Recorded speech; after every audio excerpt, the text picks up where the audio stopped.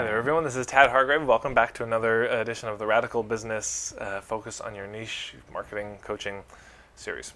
And we've been talking about, a lot of things so far. We've talked about why would you pick a certain niche, why is it important to have a niche, what are the criteria for a good niche, and now we're looking at what questions can you ask yourself to help yourself identify that. So we've already covered four. First one is just what have been the significant transitions or defining moments in your life.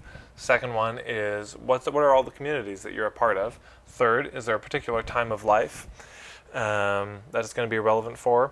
And is there a profession or industry that it's really relevant for or is underserved? So those are the four we've covered so far, and there's, I think, 7 more. So the fifth question to ask you, and by the way, some of these questions are going to be totally irrelevant to you and won't matter at all, but if 2 or 3 of them help you identify a niche, that's probably pretty useful.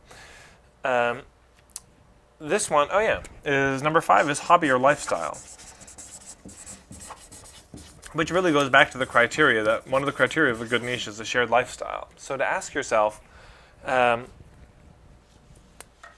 is there a particular, I guess this is sort of connected to the community thing, but is there a particular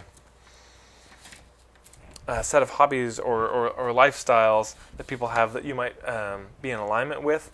And another way to ask yourself this is, so the flip side of it is, what are the bizarre hobbies, fascinations, interests, peccadillos that you have?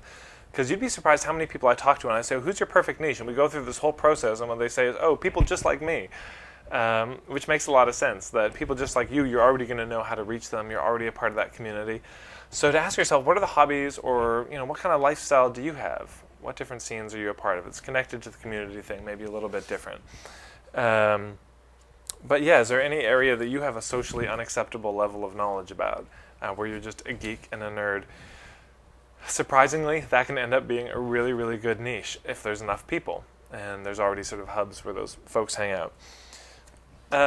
You can also, number 6, it could be a very specific, unsolved problem.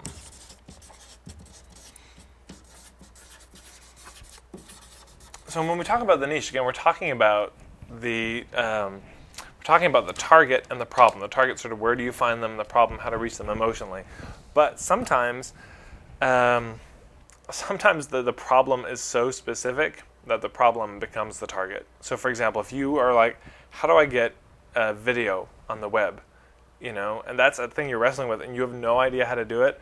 There are people out there who that's their specialty, is how to help people get video on the web. Like my friend Todd here, who's filming this, who I hope will put his website at the end of all these videos. How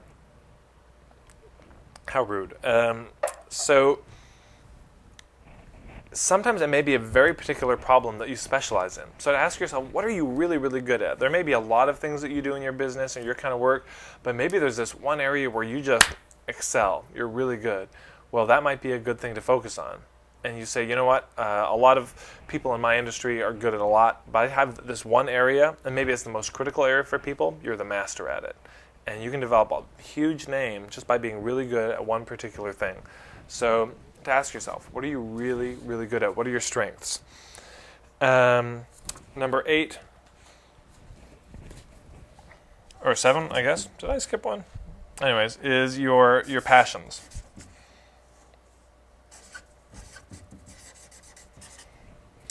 And, what are you passionate about? What do you love?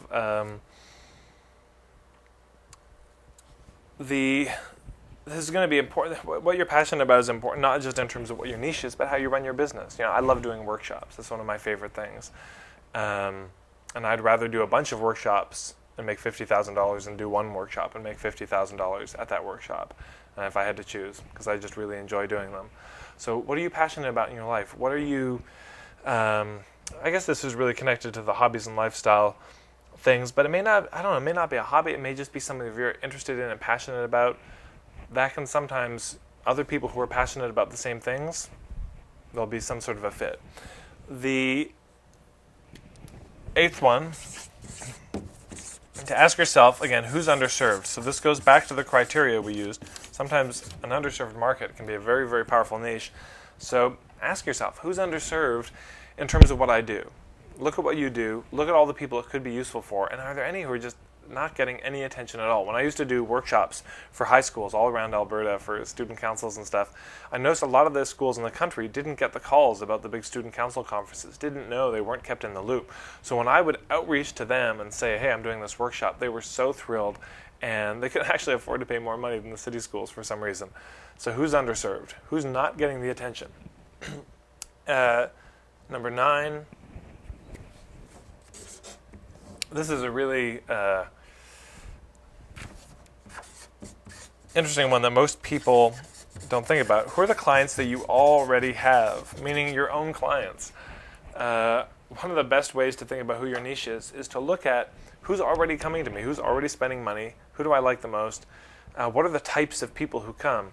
And if you've been in business for a year or more, you've probably started to notice patterns. There's a certain type of person who seems to gravitate to the kind of work that you do, but also maybe to your work in particular. There's a certain kind of person who gets referred, whatever it is, to stop and ask yourself, who are these people? You know, you start noticing, oh, I seem to attract single mothers, or oh, for some reason other holistic practitioners are coming to see me, or gosh, I seem to work with a lot of home-based business owners. So to step back a little bit and look at that, who am I already reaching, and get clear about it. Because sometimes we sort of say it in passing, but write it down. Get really clear. Who are the top 3 groups that are already coming to see you? And the last one, number 10, so I guess this is really the 10 questions to identify your niche, is a personal history question.